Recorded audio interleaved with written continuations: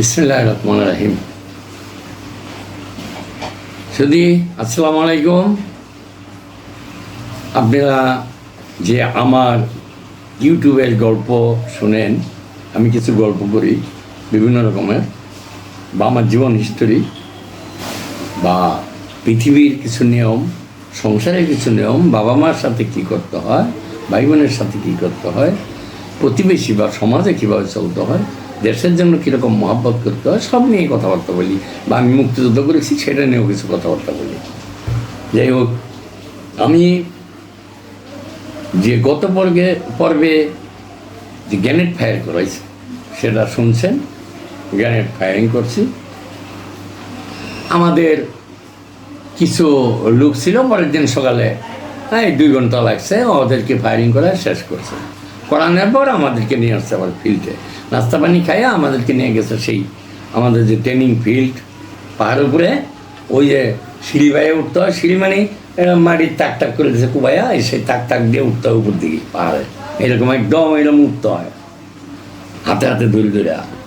সেখানে উঠলাম। সেখানে ওঠার পর একটা অস্ত্র আমাদের সেখানে ছিল। বেলা 10টার দিকে, সেখানে 11টার দিকে উঠেছে। কী অস্ত্র? যে গ্রেনেডটা আমাদেরকে ফায়ারিং করাইলো, হ্যান্ড গ্রেনেড, ওটা হ্যান্ড গ্রেনেড বলে। ওরা 36 টুকরা হয়, বাস্টলে 36টা টুকরা হয়, বা ছোটো ছোটো স্পিন্ডার ছুটে যায় এদিক ওদিক, কিন্তু বড় টুকরা হয় 36টা। বড় থেকে বড় লোকের থেকে ছোটো ছোটো বাইরে যায় কিছু। যাই হোক, এটা চতুর্দিকে যায়। এখন ওই অস্ত্রটা শেখাচ্ছে যে ওই যে হ্যান্ড গ্রেনেডটা হাতে মারো তোমরা, হাতে মারলে দেখা যায় যে এই 50 গজ যায় বা 40 গজ যায়, আর বেশি তো শক্তি নেই, আর বেশি যায় না ওটা। তো ওই যে অস্ত্রটা শিখাইতেছিল ওইটা দিয়া ওই হ্যান্ড গ্রেনেডটা ফায়ারিং করা যায়, মানে মারা যায়। নতুন একটা জিনিস, আমরা আর জানি না। ওনারা দিল এতটুকু এতটুকু, এতটুকু মোটা পাইপের মতো চুঙ্গা। ওনারা ওনাদের বাসায় বলতো টুইস্ট মোটর, টুইস্ট মোটর অর্থাৎ ছোটো। এটা দিয়ে তখন এটা আমাদেরকে বুঝাইতেছিল যে এইটার কাজ কি। এটার পিছনে একটা প্লেট আছে নিচে, আর ভিতরে একটা পিন আছে, বুঝাইতেছে। আর পুরাটাই খোলা, ভিতরে সুন্দর এরকম ফাঁকা। হ্যাঁ, এই ফাঁকা দিয়ে আপনি গ্রেনেডটা ডাইলে দিবেন। কি ওই চাবিটা খুইলা, কিন্তু চাবিটা রাখে না। কিন্তু এটা ধরতে হবে কীভাবে? ওই চোঙাটারে আমাদেরকে বুঝাইলো যে এটারে এইভাবে পাকারো, অর্থাৎ এখানে একটা ডান্ডা আছে, ডান্ডা দিয়া বলছে যে এইভাবে ধরো, এটারে ধরো, ধরে তারপরে বাম হাত দিয়ে এইভাবে ধরে রাখো, এইভাবে এইভাবে এই পজিশন। মানে ওই গ্রেনেডটা আপনি যখন এটার ভিতরে দেবেন তখন যেন এটা ঠিক এইভাবে বাইরে যেন যায়, উপর দিকেই ধরা যাবে না, তাহলে তো এনেই পড়বো। ঠিক একটা পজিশন আছে, এই পজিশনের মতো এই যেমন এরকম এই চুঙ্গাটা এরকমভাবে ধরাইলো, এরকমভাবে ধরলাম, তাহলে কী হবে?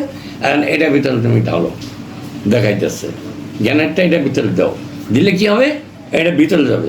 ভিতরে যাওয়ার সাথে সাথে ভিতরে একটা পিন আছে, পিনটা পিছনে বাড়ি খাবে, বাড়ি খাওয়ার লাগা প্রত্যেককে বাড়ি যাবে, ওটা সাথে সাথে বাড়ি যাবো গা। হ্যাঁ, আপনার 1 সেকেন্ডও লাগবে না, এর আগেই বাড়ি যাবো, আধা সেকেন্ডের ভিতরে বা 20 সেকেন্ডের ভিতরে বাড়ি যাবো না। আচ্ছা, যাই হোক, এটা আমাদেরকে ভালো করে শিখাইলো। ওদিন সব সুন্দর করে এটা বুঝাইলো, শিখায় তারপর মনে হয় আমাদেরকে বিট দিল যে তোমাদের ট্রেনিং, অস্ত্র ট্রেনিং মোটামুটি শেষ হয়ে আসছে। এখন এইটাতে আমাদের একটা গ্রেনেড ফায়ারিং করা, তো আমাদেরকে ওই একটা করে গ্রেনেড দিয়া ওইটা এভাবে ধরাইয়া, ওখানেই মনে করেন একটা গর্ত, সামনে একটা গর্ত আছে পাহাড়ের নিচে, কোনো মানুষ বাস করে না, ওইখানে আমাদেরকে এভাবে ধরাইয়া ওই একটা করে গ্রেনেড ঢুকাইয়া ফায়ারিং করাইলো। তার মানে ভয়ে তো আমরা ফালাইও দিতে পারি এক সময়, তো এর লিগে আমাদেরকে ভালোভাবে শিখাচ্ছ, ওরা খুব ভালোভাবে শিখাইতো, সুন্দরভাবে বুঝাই বলতো, রাগ হইতো না। যাই হোক, আমরা দেশের স্বার্থে, আমাদের দেশের স্বার্থে কষ্ট যদি হইতো আমরা বুঝে নেওয়ার চেষ্টা করতাম। হ্যাঁ, ভালো করে বোঝার চেষ্টা করতাম, কেন যুদ্ধ তো মারাত্মক ব্যবসা, ওরা খামখেয়ালি ব্যবসা করে না, ওরা কিন্তু খেলতে যায় নেই, যুদ্ধের ব্যাপার স্যাপার। কাজেই ভালো করে শিখে নিতাম, শিখে নিয়ে ওই গ্রেনেডটা ফায়ারিং করলাম। ফায়ারিং করার পর মনে করেন যে আমাদেরকে ওই পিস মোটরটা শেখালো, শেখানোর পর আমাদের মোট 8টা করে অস্ত্র ট্রেনিং হয়ে গেল অলরেডি, 8টা। এই আমাদের 26-27 দিনের ভিতরে 8টা অস্ত্র ট্রেনিং হয়ে গেছে। এর নাম ম্যাগজিনে করে গুলি, কোনটা কত পাওয়ার, কত দূর যাবে, তারপর কোন ম্যাগজিনে করে রাউন্ড ভরা যায়, কোনটা ব্রাশ ফায়ার চলে, কোনটা সিঙ্গেল ফায়ার চলে, হ্যাঁ, এই অবস্থায় সব শিখে গেল। এখন আমাদের অস্ত্র ট্রেনিং শেষ। যাই হোক, ট্রেনিং সেন্টারতে নিয়ে আসলাম, গোসল টোসল খাইয়া বিকালে পিটি প্যারেড করলাম, করার পর আমাদেরকে লাইন লাগাইলো সন্ধ্যায় যে তোমরা কালকে সব রেস্ট, কালকে রেস্ট থাকবে, তারপর তোমাদেরকে আমরা অন্য একটা ট্রেনিংয়ে নিয়ে যাব, দূরে নিয়ে যাব। কোথায় নিয়ে যাবো বলবো না, দূরে নিয়ে যাবে এটা বলছে। তা আমরা মনে করেন যে গোসল করে খায়া রেস্ট নিয়েছি, নিয়ে এখন আমরা চিন্তা ভাবনা করি যে কোথায় নিয়ে যাবে। দূরে বললো, আল্লাহ জানে কী করে না করে, কোথায় নিয়ে যায়, দেশটা খেসটা আমরা চিনি না, জানি না, জঙ্গলের ভিতরে, হ্যাঁ, ওরা হলো ভিন জাতি। তো এরকম করতে করতে আমার বিকাল 5টা হয়ে গেছে। তো 5টা-6টার ভিতরে আমাদেরকে রাত্রে খাবারটা দিত। কী খাবার? এরকম ওই রুচি যেটা বলে, এইরকম শাসনের ভিতরে ডালটা ডাইল কাইটটা, পুরা ডালটা ডাইলও দিত। ওটাতে ডাইলে দিয়া 5-6 জন এরকম বেলটা চার ওটার ভিতরে ফালাইতো, আর 2-3 জনে উড়াইতো খাসির ভিতরে থুইত। আর ওখানে আমরা লাইন দিছি, 3টা-4টা লাইন দিছি, 3-4 জনে দিতেছে করা 2টা করে রুচি, আর 1 কাপ করে চা। 1 কাপ মানে হাফ কেজি ওই মুগি, আধা কেজি মুগি, ওটা সাদা মুগি ছিল, ওই মুগি বইরা দিত। এটা হলো রাতের খাবার। খাইয়া ঘুমাইছি। পরের দিন তো রেস্ট করছি, গাড়ছি, কাপড় চোপড় ধুইছি, গল্প গুজার করছি, সবাই সময় কাটছে। হ্যাঁ, বিকালে পোলিং করেছে সব ওই মাঠে, পোলিং করে বাস আমাদের পিটি প্যারেড করে পরে ব্রিফ করতেছে কি আগামী দিন সকালে ঠিক 6টা বাজে সবাই ঘুমোতে উঠবা, যাদের বেডিং বানবা, যা আছে সব কিছু নিয়ে যাবা। কীভাবে বানবা, কীভাবে নিবা, কীভাবে পিঠে নিবা, কীভাবে কী করবা, এগুলো বুঝাই দিল সব। তোমার সব কিছু তোমার নিয়ে যেতে হবে। এক জায়গায় 4 জন থাকতে হইব, তাহলে তোমার সব নিতে হবে।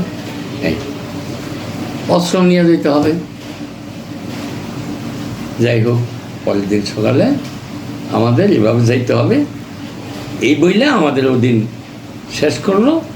আমরা ঘুমাইলাম, পরের দিন সকালে উঠলাম, কী করলাম এটা আমি পরের পর্বে আমি এই জঙ্গল প্লেটে নিচ্ছে আমাদের, কিন্তু এটা বলছে জঙ্গল প্লেটে নিয়ে যাবো। কোথায় বলছে? অনেক দূর।